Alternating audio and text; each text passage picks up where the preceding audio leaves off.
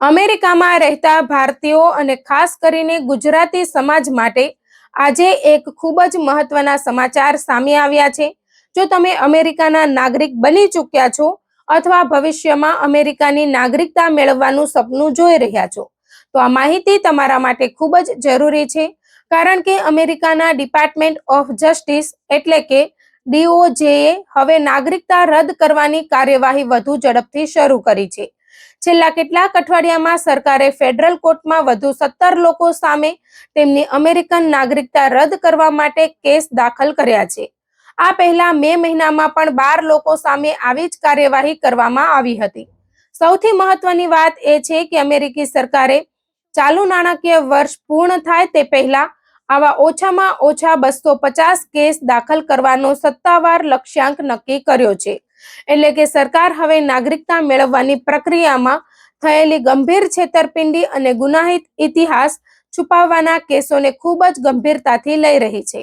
ગયા વર્ષે જૂન મહિનામાં ડિપાર્ટમેન્ટ ઓફ જસ્ટિસ દ્વારા પોતાના વકીલોને એક આંતરિક મેમો મોકલવામાં આવ્યો હતો, જેમાં સ્પષ્ટ સૂચના આપવામાં આવી હતી કે જ્યાં પણ કાયદો અને પુરાવા સરકારના પક્ષમાં હોય ત્યાં નાગરિકતા રદ કરવાની કાર્યવાહી સર્વોચ્ચ અગ્રિમતા પર કરવામાં આવે. આ નિર્ણયથી ઘણા લોકોમાં ચિંતા ફેલાય છે, ખાસ કરીને એવા ભારતીયો અને ગુજરાતીઓમાં જેઓ વર્ષો પહેલા અમેરિકાના નાગરિક બન્યા છે. ઘણા લોકોના મનમાં સવાલ છે કે શું હવે વર્ષો જૂના કેસ ફરીથી ખુલશે? શું સામાન્ય લોકો પણ જોખમમાં છે? શું નાની ભૂલ માટે પણ નાગરિકતા જતી રહેશે? તો ચાલો સમગ્ર હકીકત સમજીએ. સૌપ્રથમ એ સમજવું જરૂરી છે કે હાલમાં જે લોકો સામે કાર્યવાહી થઈ રહી છે તેઓ સામાન્ય લોકો નથી. સરકારના જણાવ્યા મુજબ જૂન મહિનામાં જેમના સામે કેસ દાખલ થયા છે તેમાં એવા લોકો સામેલ છે જેમણે સગીર બાળકો પર જાતીય શોષણ જેવા ગંભીર ગુના કર્યા હતા, બેંક અને વાયર ફ્રોડ કર્યો હતો, કરોડો ડોલરના કાળા નાણાંની હેરફેર કરી હતી, લાયસન્સ વગર મોટા પાયે ડ્રગ્સનું વિતરણ કર્યું હતું અથવા તો મૃત વ્યક્તિની ઓળખનો ઉપયોગ કરીને ગ્રીન કાર્ડ મેળવ્યું હતું. મે મહિનામાં જેમના સામે કાર્યવાહી થઈ હતી તેમાં આતંકવાદી સંગઠનોએ મદદ કરનારા લોકો તથા યુદ્ધ દરમિયાન થયેલા અપરાધો છુપાવનાર લોકોનો સમાવેશ થતો હતો. એટલે કે સરકારનો પ્રથમ નિશાન ગંભીર ગુનાખોરો અને જાણી જોઈને છેતરપિંડી કરીને નાગરિકતા મેળવનારા લોકો છે. NPR દ્વારા કરવામાં આવેલા વિશ્લેષણ મુજબ અત્યાર સુધીમાં કુલ 34 કેસ દાખલ થયા છે અથવા સમાધાન સુધી પહોંચ્યા છે અને તેમાંથી 11 લોકોની નાગરિકતા રદ કરવામાં આવી છે. બોસ્ટન કોલેજના એક કાનૂની નિષ્ણાતનું પણ માનવું છે કે આ કોઈ એવો અચાનક વિસ્ફોટ નથી કે જેના કારણે દરેક નાગરિકે ગભરાવું જોઈએ. સામાન્ય અને કાયદાનું પાલન કરનારા લોકો માટે આ કટોકટી જેવી સ્થિતિ નથી. હવે સૌથી મોટો પ્રશ્ન એ છે કે આ કાર્યવાહીનો અસર કોના પર પડશે? જો તમારી પાસે માત્ર વિઝા છે, પછી ભલે તે સ્ટુડન્ટ વિઝા હોય, વર્ક વિઝા હોય કે અન્ય કોઈ ટેમ્પરરી વિઝા હોય, તો આ નાગરિકતા રદ કરવાની પ્રક્રિયા સીધી રીતે તમારા પર લાગુ પડતી નથી. કારણ કે આ કાર્યવાહી માત્ર એવા લોકો સામે થઈ શકે છે જેઓ પહેલેથી અમેરિકાના નાગરિક બની ચૂક્યા છે. પરંતુ આ કાર્યવાહી એક મોટો સંકેત જરૂર આપે છે કે સમગ્ર ઇમિગ્રેશન સિસ્ટમમાં હવે વધુ કડક તપાસ થઈ રહી છે. એટલે જો કોઈએ વર્ષો પહેલા પોતાના ઇમિગ્રેશન ફોર્મમાં ધરપકડ, ગુનો અથવા અન્ય મહત્વની માહિતી છુપાવી હોય તો હવે તે બાબતને ગંભીરતાથી જોવાની જરૂર છે. જો તમારી પાસે ગ્રીન કાર્ડ છે અને તમે ભવિષ્યમાં N-400 ફોર્મ ભરીને નાગરિકતા મેળવવા જઈ રહ્યા છો, તો તમારા માટે સૌથી મહત્વની સલાહ માત્ર એક જ છે: દરેક માહિતી 100% સાચી આપો. સરકારે નિયમો બદલ્યા નથી, ફોર્મ બદલ્યા નથી અને કોઈ નવા દસ્તાવેજોની માંગણી પણ કરી નથી. પરંતુ ખોટી માહિતી આપવાનું પરિણામ હવે પહેલાથી વધુ ગંભીર બની શકે છે. જો કોઈએ પોતાના ગુનાહિત ઇતિહાસને છુપાવ્યો હોય, જૂઠું નામ વાપર્યું હોય અથવા નકલી ઓળખના આધારે ઇમિગ્રેશન લાભ મેળવ્યા હોય, તો આવા લોકો માટે જોખમ વધી શકે છે. અને જો તમે અમેરિકામાં જન્મેલા નાગરિક છો, તો તમારા માટે એક ખૂબ જ મહત્વની વાત છે: જન્મથી મળેલી અમેરિકન નાગરિકતા આ પ્રક્રિયા દ્વારા રદ કરી શકાતી નથી. એટલે કે અમેરિકામાં જન્મેલા સામાન્ય નાગરિકોએ ગભરાવાની જરૂર નથી. હા, જો તેમના પરિવારના કોઈ સભ્યએ વર્ષો પહેલા નાગરિકતા મેળવતી વખતે છેતરપિંડી કરી હોય, તો તે વ્યક્તિ સામે કાર્યવાહી થઈ શકે છે. કેટલીક કંપનીઓમાં વિદેશી કર્મચારીઓ સામે કાર્યવાહી થવાથી બિઝનેસ પર પણ પરોક્ષ અસર પડી શકે છે. હવે એક મહત્વની કાનૂની વાત સમજવી જરૂરી છે. ઘણા લોકો માને છે કે નાગરિકતા રદ કરવાનો કેસ એટલે ક્રિમિનલ કેસ, પરંતુ હકીકતમાં આ એક સિવિલ મુકદ્દમો છે. એટલે સરકારને કોર્ટમાં ખૂબ જ મજબૂત અને સ્પષ્ટ પુરાવા આપવા પડે છે. કોર્ટમાં સાબિત કરવું પડે છે કે વ્યક્તિએ જાણીને ખોટી માહિતી આપી હતી અથવા ગેરકાયદેસર રીતે નાગરિકતા મેળવી હતી.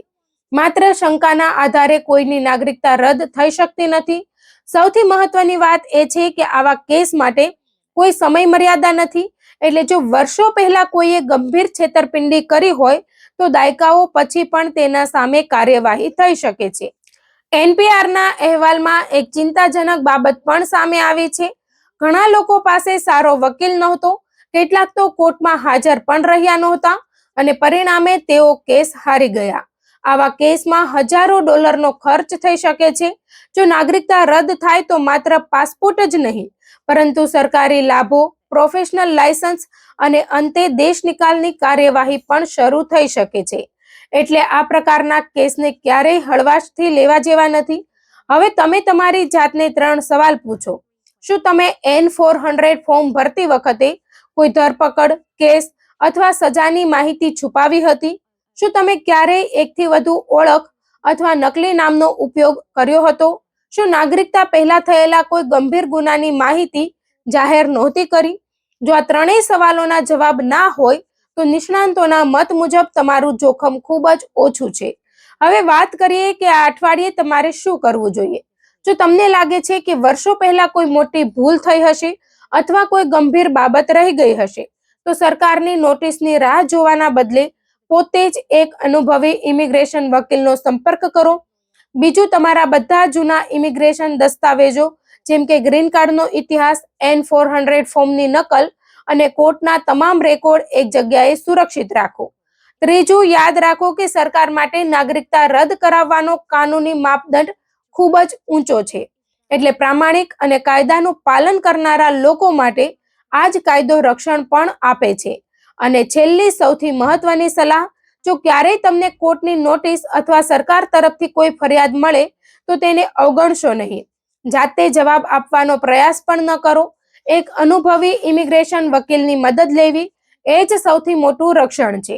મિત્રો, સોશિયલ મીડિયા પર ઘણી વખત એવી વાતો ફેલાય છે કે હવે હજારો ભારતીયોની નાગરિકતા જતી રહેશે અથવા સામાન્ય લોકોના પાસપોર્ટ રદ થઈ જશે. પરંતુ ઉપલબ્ધ કાનૂની માહિતી અને નિષ્ણાંતોના અભિપ્રાય મુજબ હાલમાં એવું કહેવું યોગ્ય નથી. સરકારનું ધ્યાન મુખ્યત્વે ગંભીર ગુનાઓ અને જાણી જોઈને કરાયેલી છેતરપિંડી પર છે, નાની મોટી પેપરવર્કની ભૂલો પર નહીં.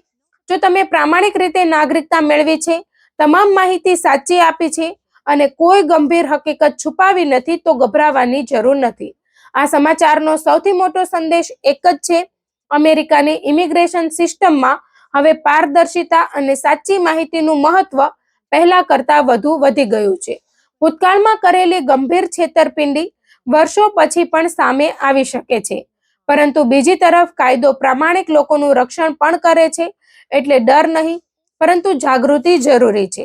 જો કોઈ શંકા હોય તો સમયસર કાનૂની સલાહ લો, તમારા દસ્તાવેજો તૈયાર રાખો અને કોઈ પણ સરકારી નોટિસને ગંભીરતાથી લો. યોગ્ય તૈયારી અને સારા વકીલની મદદથી ઘણા કાનૂની પડકારોનો સફળતાપૂર્વક સામનો કરી શકાય છે. અને અંતમાં, અમારી ચેનલ સાથે જોડાયેલા રહેજો, કારણ કે આવતા અઠવાડિયે અમે અમેરિકાની સુપ્રીમ કોર્ટમાં ચાલી રહેલા બર્થ રાઇટ સિટીઝનશીપના મહત્વપૂર્ણ કેસ અંગે વિગતવાર વિશ્લેષણ લઈને આવી રહ્યા છીએ. જો આ માહિતી તમને ઉપયોગી લાગી હોય તો તેને ખાસ કરીને અમેરિકા રહેતા તમારા મિત્રો, પરિવારજનો અને ગુજરાતી સમાજ સુધી જરૂર પહોંચાડજો, કારણ કે સાચી માહિતી જ સૌથી મોટું રક્ષણ છે.